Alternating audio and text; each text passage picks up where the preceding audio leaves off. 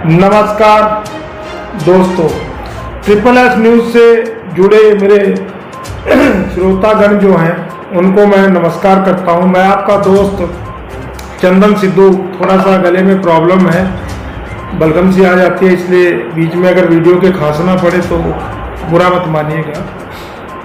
मुद्दा चला है कल सोशल मीडिया पे, गृह राज्य मंत्री ने मीडिया से रूबरू होकर एक बात कही कि जो व्यक्ति वहाँ झंडे लेकर गए थे वो कुछ मजदूर तबका लोग थे और शायद उनको पैसा देके वहाँ पे खड़ा किया गया था और वो ऐसे लोगों से नहीं घबराते हैं। और उन्होंने एक शेर भी कहा था कि हवाएं चलती रहेंगी, दिए जलाना उनका काम है, ऐसी कुछ उन्होंने बात कही थी।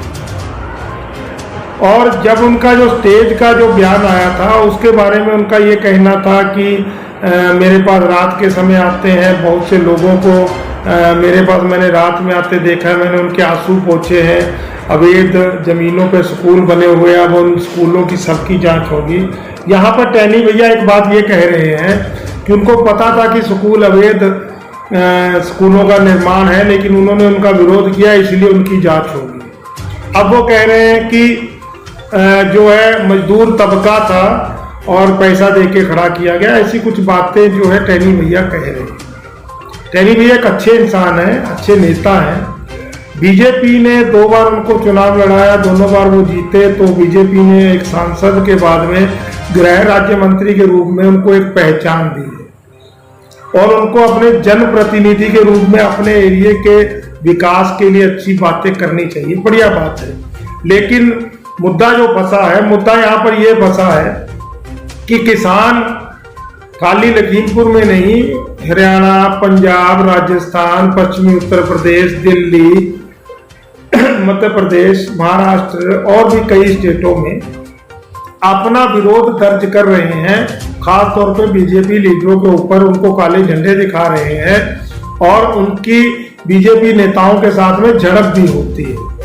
लेकिन टैनी साहब, गृह विभाग बहुत बड़ा विभाग होता है, गृह विभाग के अंडर में पूरे देश की पुलिस आती है और टैनी साहब को पावर मिली है और वो कहीं ना कहीं ये बात अपने शब्दों में कह भी रहे हैं कि वो व्यक्ति उनको पर्सनल जानते हैं, वो उनके दुख सुख में उनका साथ दिया है।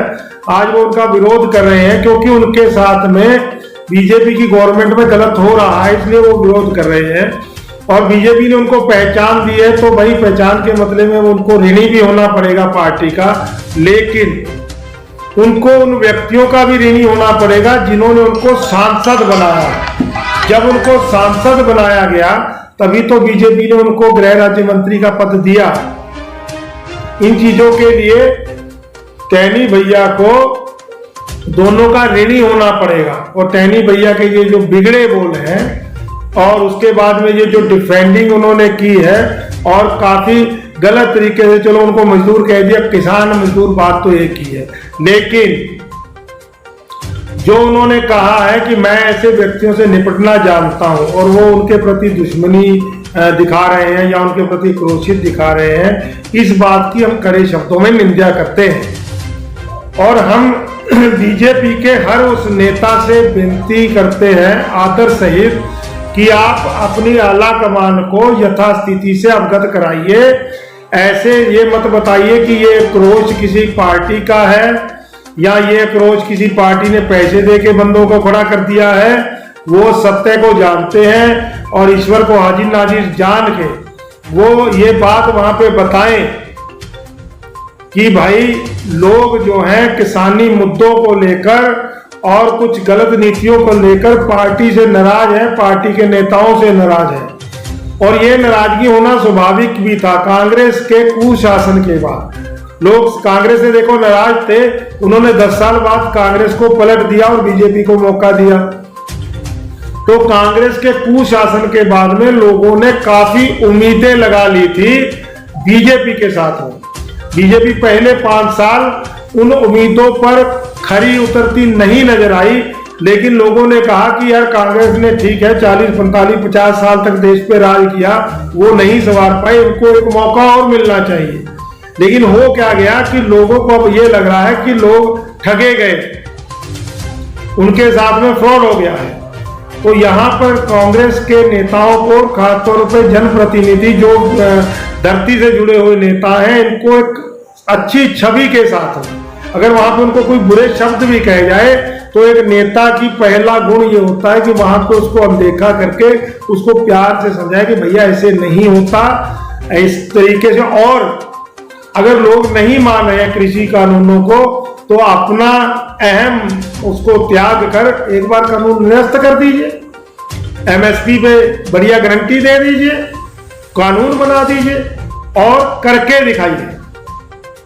क्योंकि यहां पर मैं अपनी एक विचार सोच रखना चाहूंगा कि बीजेपी देश की कमियां इसको बताकर सत्ता में आई।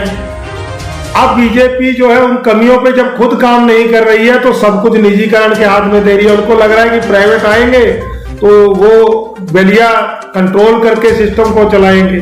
क्योंकि आजकल की पार्टियों में ये बड़ी एक दिक्कत आ गई है कि पार्टियां जो है वो वोटों को काम के आधार पे नहीं, जो मतदाता है उनको लालच देके वोटों को खींच रही है। जैसे कि 6,000 रुपया सालाना, 6,000 रुपया सालाना जो है खातों में डाला जा रहा है और उन व्यक्तियों के ऊपर बोझ बन रहा है जो टैक्स देके उस 6,000 को ऑर्गेनाइज करते हैं और 6,000 रुपया बिना मतलब के दिया जा रहा है। 6,000 से किसान का भला नहीं हो रहा, लेकिन वो एक प्रलोभन दिया गया था किसानों को कि किसान पार्टी की भावनाओं से जुड़ जाएंगे और पार्टी कोई कानून जब बनाएगी तो किसान उससे सहमति जता देंगे।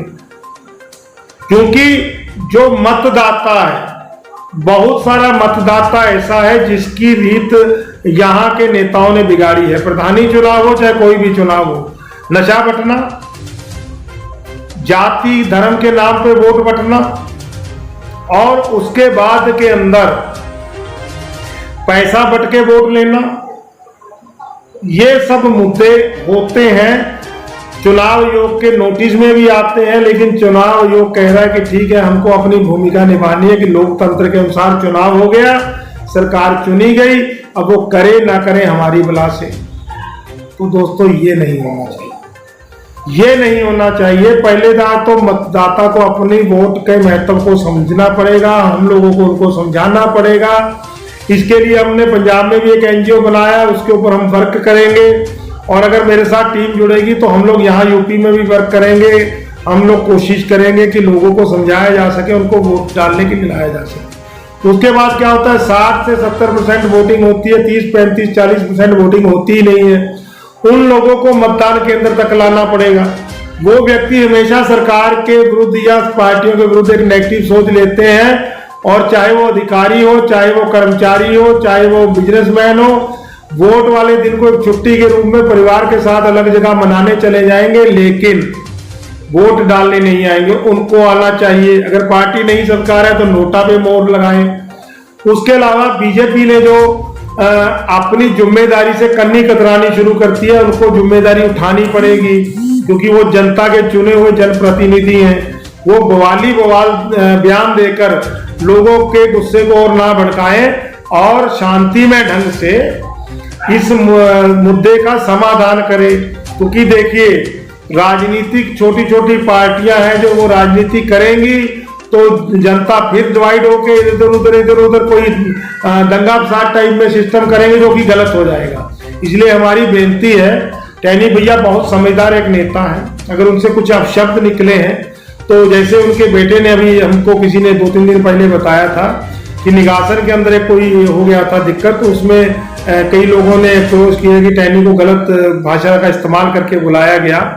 तो टैनी भैया के बेटे आए, क्योंकि वो तो बिजी बहुत है, दिल्ली होंगे, तो उनके बेटे आए, उन्होंने कहा कोई बात नहीं, लेकिन तब भी उस मुद्दे को भड़कमाने की कोशिश की जा रही है। और कुछ व्यक्ति ऐसे हैं जो अपनी वोटों को पक्का करने के चक्कर में, चाहे वो सिख समुदाय से जुड़े हो, अलग अलग संगठनों से जुड़े हो, और चाहे वो बीजेपी विरोधी नीतियों से जुड़े हो, ठीक है, लेकिन टैनी भैया के बेटे से ये समस्या का समाधान नहीं होगा। टैनी भैया एक सुलझे हुए नेता है, उनको खुद को आके हस्तक्षेप करके इस मैटर को थोड़ा सा डाउन करना चाहिए। किसान ईमानदारी से अपना आंदोलन करे, ठीक है, और बीजेपी ईमानदारी से अपना वर्क करे, यही लोकतंत्र की खूबसूरती है।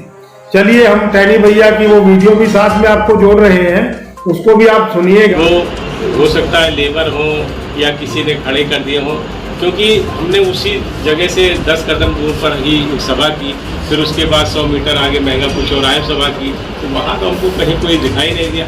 अब इस तरह के लोग भी होते हैं, कुछ विघ्न संतोषी लोग होते हैं जिनको विघ्न पैदा करने में ही आनंद आता है। ऐसे लोग होंगे, मैं इन लोगों की देखिए चिंता नहीं करते। हमारा लोगों का काम करना होता है।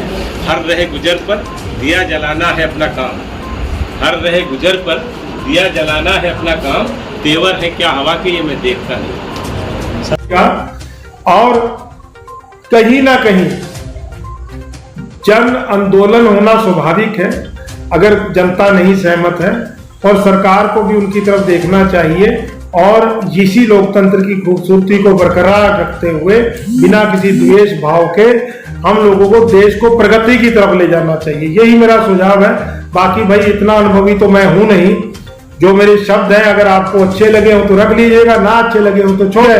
तो भाई इन सब चीजों पे ध्यान रखते हुए आपको देश के विकास के लिए सोचना है, और ज्यादा जो है किसी भी मुद्दे पर अगर किसी से गलती हुई है तो एक अपनी गलती को मान ले, दूसरा क्षमा कर दे, बात जो है सही हो जाएगी। और हम ज्यादा नहीं कहूंगा, क्योंकि मेरे को पता है कि लोग हर शब्दों में भी नेगेटिव निकालने लगते हैं, जिनके विचार नेगेटिव होते हैं उसको नेगेटिव निकालने लगते हैं। और अगर मेरी बात किसी को बुरी लगी हो तो मैं क्षमा चाहता हूं, अभी से मैं क्षमा मांग लेता हूं। लेकिन अगर बात अच्छी लगे तो वीडियो को लाइक और शेयर जरूर कर दीजिएगा, और देश के विकास में साथ दीजिए। किसानों को उनकी बात मनवाने में उनका साथ दीजिए, ठीक है। किसान जो है काफी स्ट्रगल कर रहे हैं, 700 के ऊपर किसान जो है वो शहीद हो गए हैं, लेकिन राजनीति हो रही है, राजनीति नहीं होनी चाहिए। और ज्यादा ना कहता हुआ दोबारा से आपको कह रहा हूं कि वीडियो लाइक शेयर करिए, चैनल को सब्सक्राइब करिए, और जय हिंद, जय भारत दोस्तों।